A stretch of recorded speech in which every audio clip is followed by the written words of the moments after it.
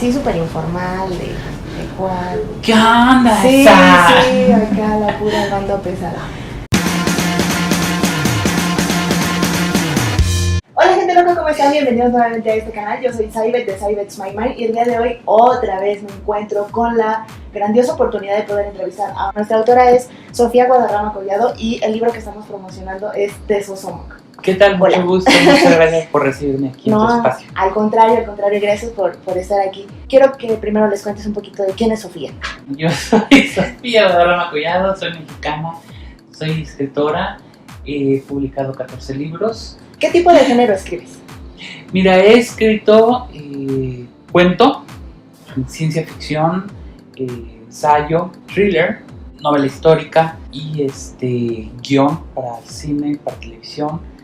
Y en alguna ocasión sí escribí un libro para niños de entre 5 y 6 años, más o menos.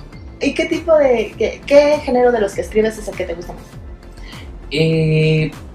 Me gusta mucho la ciencia ficción, no la puedo escribir siempre, primero porque no se vende en México como me gustaría que se vendiera, y aparte porque es un reto mucho mayor, o sea, cada día están surgiendo más historias de ciencia ficción, entonces es bien complicado, ¿no? Porque aparte...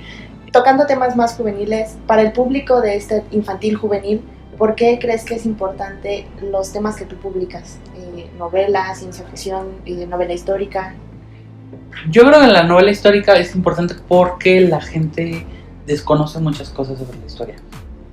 Tenemos una visión muy pequeñita sobre la independencia, sobre la revolución, sobre la conquista, sobre las culturas prehispánicas.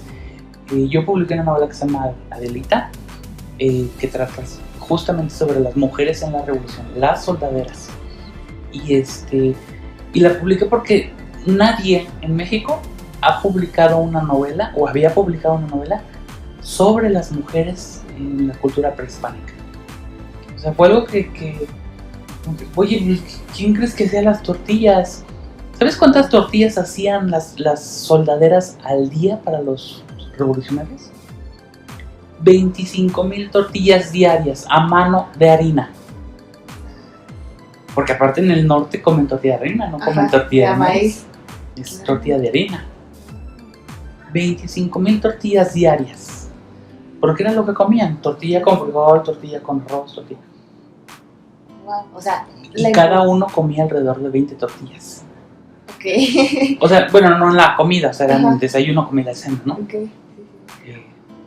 O sea que podríamos rescatar que lo importante de nuestra historia como mexicanos es lo que Sofía le deja a apertura, abre la puerta. No nada más yo creo que hay muchos autores también, o sea, que le abren la puerta a la literatura histórica, ¿no? Okay. Pero sí creo que es importante que la abordemos, porque sí es, pues ha sido abandonada por mucho tiempo.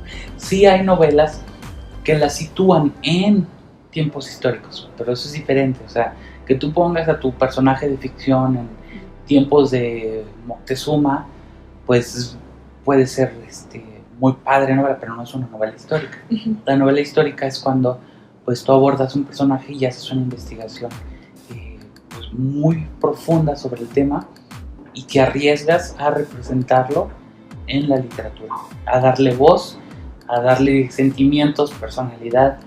¿Qué aporta este libro a México, a la sociedad, a los lectores? ¿Qué nos deja Tesosomoc?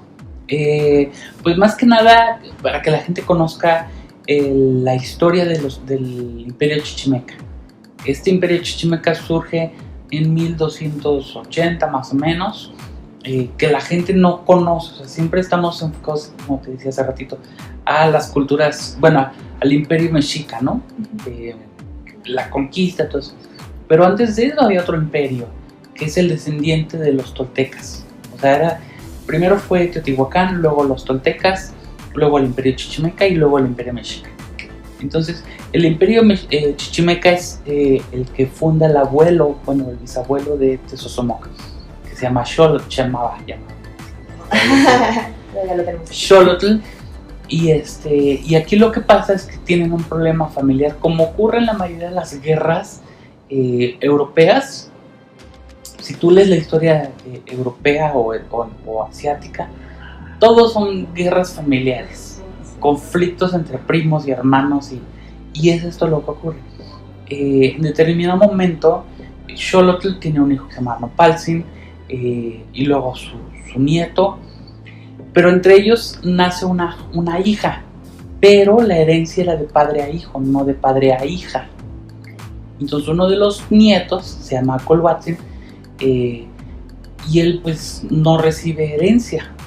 O sea, sí recibe un pueblo allá en Azcapotzalco, bueno, lo fundan, el pueblo Azcapotzalco, y el heredero es Quinatzin. Entonces a Colhuatzin no le gusta la idea de que su primo y sus hijos y sus nietos van a ser los herederos del imperio por la eternidad, porque esa era la forma de heredar el imperio, no era por elección. Entonces, cuando Quinatzin decide mudarse a Texcoco, de Tenayuca a Texcoco, a Colhuatzin es el que dice, oye, pues no, bueno, primero es otro primo, Tenancacaltzin, el que se adueña del imperio, y luego le quita el imperio al tío, sí. Y luego Tezosomoc recupera el imperio años después, estamos hablando de 1400. Ok, 100 años más o menos. Más o menos 100 años después de la fundación del imperio Chichimeca. Ok. Y Tezosomoc es el que manda a matar al padre de Nezahualcóyotl. Ojo ahí, muchachos, si no se lo sabían, ya tenemos un dato histórico contundente dentro de la historia.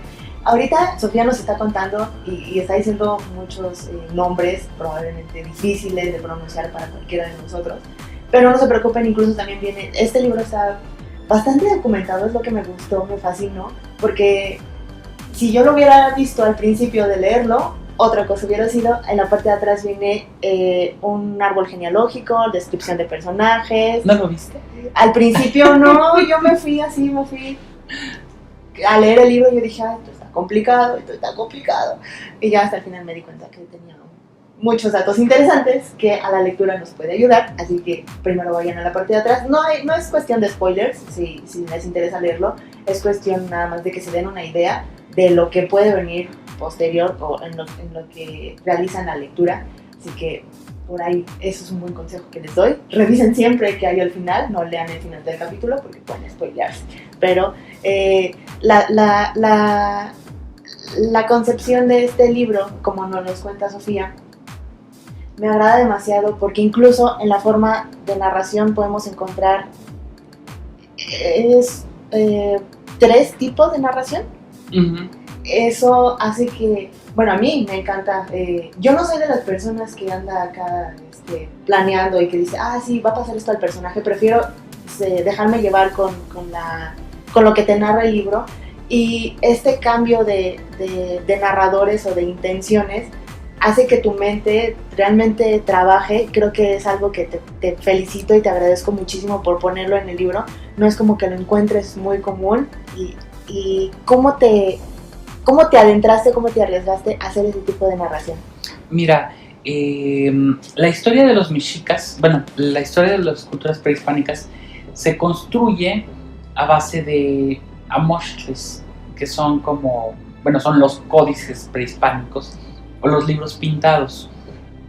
Para quienes no tengan una idea de cómo es, son dibujos en los que se presentan a los personajes, por ejemplo, como los vemos a veces en las fotografías prehispánicas, ¿no? Pero era la forma de escribir la historia, porque no tenían grafía, no tenían letras, no había palabras escritas.